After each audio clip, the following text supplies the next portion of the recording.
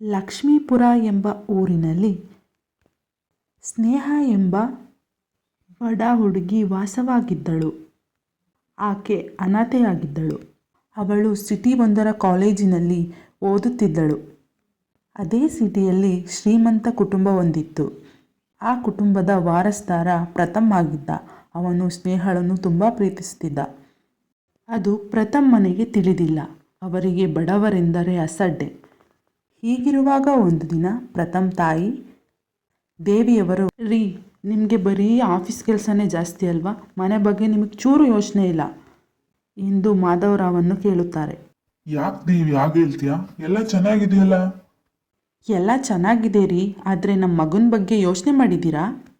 ಅವನ ಬಗ್ಗೆ ಏನ್ ಯೋಚನೆ ದೇವಿ? ಚೆನ್ನಾಗೇ ಇದ್ದಾನಲ್ಲ, ಚೆನ್ನಾಗೇ ಓದ್ಕೋತಿದ್ದಾನಲ್ಲ, ಅವನ ಬಗ್ಗೆ ಏನ್ ಯೋಚನೆ ಮಾಡ್ಬೇಕು? ಅಲ್ಲ ರೀ, ನಮ್ಗೆ ಅಷ್ಟೆಲ್ಲ ಆಸ್ತಿ ಇದೆ, ಅವನು ಓದಿ ಯಾರನ್ನ ಉದ್ಧಾರ ಮಾಡಬೇಕು ಹೇಳಿ? ನಮ್ಗೆ ಆಸೆ ಇರಲ್ವಾ ಮಗನ್ನ ಮದುವೆ ಮಾಡಬೇಕು ಅಂತ? ಅದರಲ್ಲೂ ನಮಗಿರೋದು ಒಬ್ಬನೇ ಮಗ. ಒಂದು ಒಳ್ಳೆ ಸಂಬಂಧ ನೋಡಿ ಮದುವೆ ಮಾಡೋಣ ರೀ.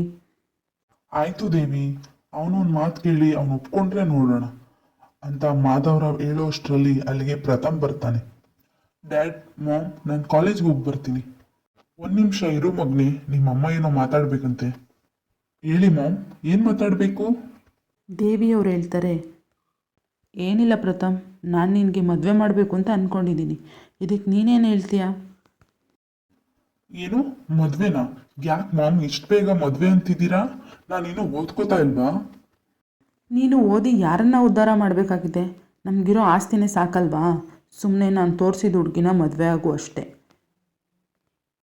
ಪ್ರಥಮ್ಗೆ ಯೋಚನೆ ಆಗುತ್ತೆ. ಅವರು ಮದುವೆ ಅಂದ ತಕ್ಷಣ ಅವನಿಗೆ ಸ್ನೇಹಳ ನೆನಪೇ ಆಗ್ತಾ ಇರುತ್ತೆ. ಅವನಿಗೆ ಮೊದಲೇ ಗೊತ್ತಿರುತ್ತೆ, ಯಾಕಂದರೆ ಸ್ನೇಹ ಬಡವಿ ಆಗಿರೋದ್ರಿಂದ ಅವ್ರ ಮನೇಲಿ ಒಪ್ಪೋದಿಲ್ಲ ಅಂತ. ಅವನು ಇದ್ರ ಬಗ್ಗೆ ಸ್ನೇಹ ಹತ್ರ ಮಾತಾಡಬೇಕು ಅಂತ ಅನ್ಕೋತಾನೆ.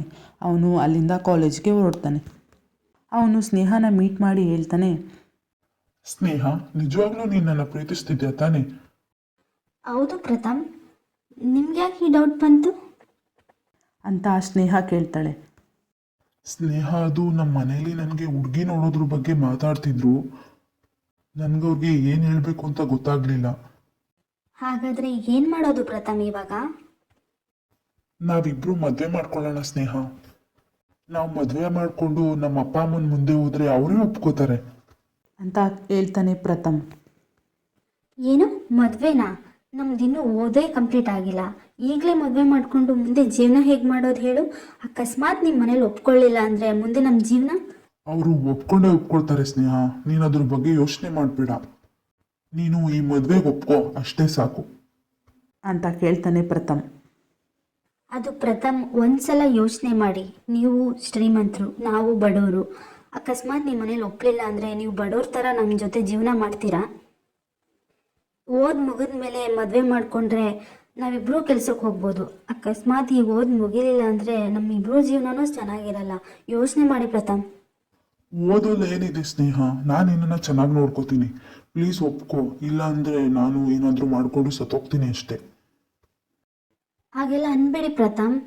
ಸರಿ, ನಾನು ಈ ಮದುವೆ ಒಪ್ಕೋತೀನಿ ಅಂತ ಬಲವಂತದಿಂದನೇ ಸ್ನೇಹ ಈ ಮದುವೆಗೆ ಒಪ್ಕೋತಾಳೆ. ಪ್ರಥಮ್ ಮತ್ತು ಸ್ನೇಹ ಒಂದು ದೇವಸ್ಥಾನದಲ್ಲಿ ಮದುವೆನ ಮಾಡ್ಕೋತಾರೆ. ಅಲ್ಲಿಂದ ಪ್ರಥಮ್ ಮನೆಗೆ ಹೊರಡ್ತಾರೆ. ದೇವಿ ಮತ್ತು ಮಾಧವರಾವ್ ಗಾರ್ಡನ್ನಲ್ಲಿ ಮಾತಾಡ್ತಾ ನಿಂತಿರ್ತಾರೆ. ಅಲ್ಲಿಗೆ ಪ್ರಥಮ್ ಮತ್ತು ಸ್ನೇಹ ಬಂದಿದ್ದು ನೋಡಿ, ಅವ್ರ ಮದುವೆ ಆಗಿರೋದು ನೋಡಿ ಶಾಕ್ ಆಗುತ್ತೆ. ದೇವಿ ಹೇಳ್ತಾರೆ, ಏನೋ ಪ್ರಥಮ್ ಇದು, ನಮಗೊಂದು ಮಾತು ಹೇಳ್ದೇನೆ ನೀನು ಮದುವೆ ಮಾಡ್ಕೊಂಡು ಬಂದಿದ್ಯಾ? ಹೋಗ್ಲಿ, ಹುಡುಗಿ ಒಳ್ಳೆ ಮನೆ ತಂದವಳು ತಾನೆ ಅಂತ ಕೇಳ್ತಾರೆ ದೇವಿಯವರು. ಅದು ಅಮ್ಮ, ಸ್ನೇಹ ಅನಾಥೆ, ಅವಳಿಗೆ ಅಪ್ಪ ಅಮ್ಮ ಯಾರೂ ಇಲ್ಲ. ಇದು ನಿಮಗೆ ಗೊತ್ತಾದರೆ ನೀವು ಮದುವೆಗೆ ಒಪ್ಕೊಳ್ಳಲ್ಲ ಅಂತ ನಾವೇ ಮದುವೆ ಮಾಡ್ಕೊಂಡು ಬಂದ್ಬಿಟ್ವಿ ಅಂತ ಹೇಳ್ತಾನೆ ಪ್ರಥಮ್. ಏನು ಅನಾಥೆನಾ? ಆ ದರಿದ್ರನ ಹಾಗಾದರೆ ಅಲ್ಲೇ ಬಿಟ್ಬಿಟ್ಟು ನೀನು ಮಾತ್ರ ಒಳಗೆ ಬಾ. ನಾನಂತೂ ಈ ಮದುವೆಗೆ ಒಪ್ಕೊಳ್ಳಲ್ಲ. ನಾನು ಅಷ್ಟೇ, ನಾನು ಈ ಮದ್ವೆಗೆ ಒಪ್ಕೊಳ್ಳಲ್ಲ.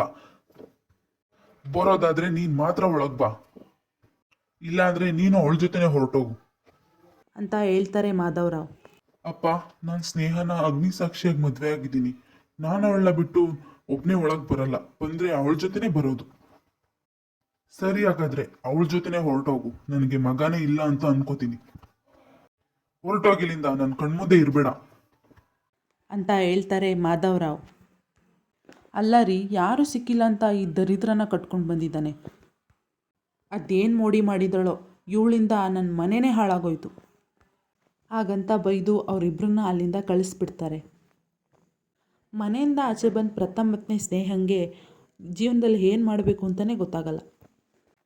ಹೇಗೋ ಫ್ರೆಂಡ್ಸ್ ಸಹಾಯದಿಂದ ಒಂದು ಬಾಡಿಗೆ ಮನೇನ ಮಾಡ್ಕೋತಾರೆ. ಪ್ರಥಮ್ ಸೆಕ್ಯೂರಿಟಿ ಜಾಬ್ಗೆ ಹೋಗ್ತಾ ಇರ್ತಾನೆ, ಸ್ನೇಹ ಮನೆ ಕೆಲಸಕ್ಕೆ ಹೋಗ್ತಾ ಇರ್ತಾಳೆ.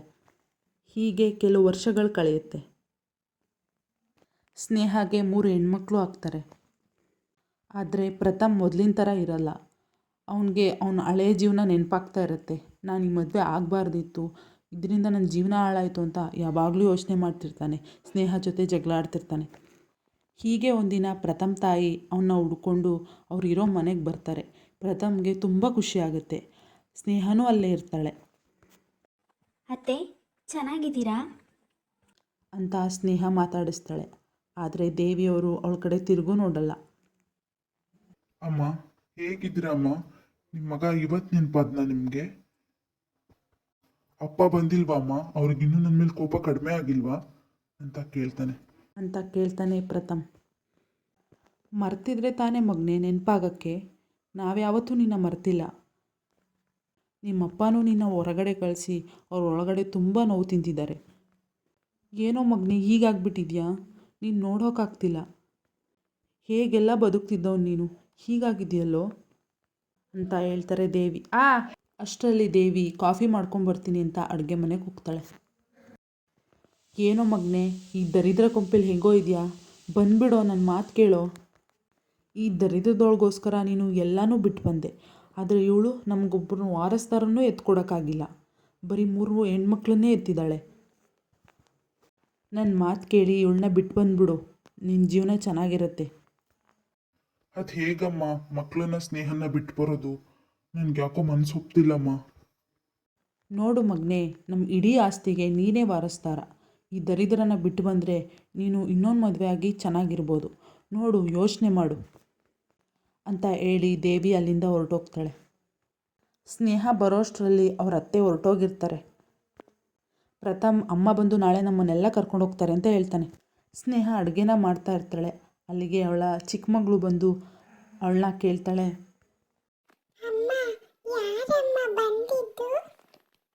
ಸ್ನೇಹ ಹೇಳ್ತಾಳೆ, ಅದು ನಿಮ್ಮ ಅಜ್ಜಿ ಕಣಮ್ಮ. ನಾಳೆ ಅವ್ರು ಬಂದು ನಮ್ಮನ್ನು ಅವ್ರ ಮನೆಗೆ ಕರ್ಕೊಂಡು ಹೋಗ್ತಾರಂತೆ. ಇನ್ನು ನಾವು ಚೆನ್ನಾಗಿರ್ಬೋದು.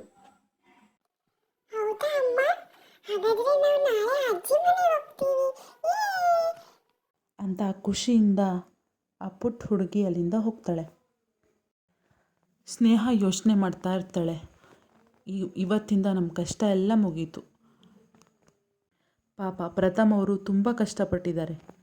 ಇನ್ಮೇಲಾದರೂ ಅವರು ಚೆನ್ನಾಗಿರ್ತಾರೆ, ಅಷ್ಟೇ ಸಾಕು ಅಂತ ಸ್ನೇಹ ಯೋಚನೆ ಮಾಡ್ತಿರ್ತಾಳೆ. ಮಾರನೇ ದಿನ ಪ್ರಥಮ್ ಮನೇಲೆಲ್ಲೂ ಕಾಣಿಸ್ತಿರಲ್ಲ. ಸ್ನೇಹ ಅವನ್ನ ತುಂಬ ಹುಡುಕ್ತಾ ಇರ್ತಾಳೆ.